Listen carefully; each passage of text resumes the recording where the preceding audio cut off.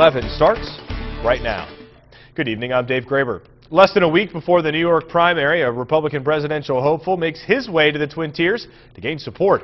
Action News reporter Jenna Hancher joins us now to tell us more about Ron Paul's visit to Cornell University. So, Jenna, let me ask you, did he have a lot of support? Did he find a lot of support in Ithaca? Tons of support. Ron Paul had an overwhelming amount of support tonight. His campaign is reporting that about 4,400 people packed into the Lina rink on Cornell University's campus.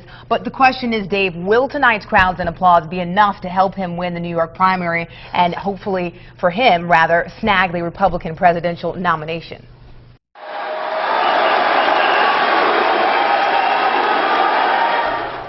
Tonight, the Texas congressman says he wants to take people to the future of liberty. The presidential hopeful is in favor of limited constitutional government, citing, among other issues, that the Patriot Act should be repealed because he says it is intrusive and unpatriotic. Despite tonight's crowds, Paul has yet to gain any traction in the polls or win a state primary. However, the Republican told me tonight that he's not backing down anytime soon, and his supporters are happy he's still in the running. I'm not making any rash predictions. I'm very pleased with our progress, and in many ways we're doing better than I expected. And there's a lot of votes that haven't been counted, and the delegates have really just going through the process. So I'm cautiously optimistic on how well we do.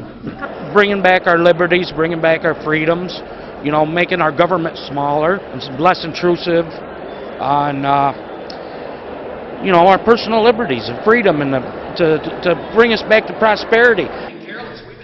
The New York State primary is just 5 days away on April 23rd. Now, Jen, I think his visit certainly begs the question. Ithaca's voter base, typically, historically, they vote Democrat, and yet thousands of people showed up tonight to see Ron Paul. Why do you think so? Definitely. Some people may find it ironic, but Ron Paul actually has a lot of support from college students across the country.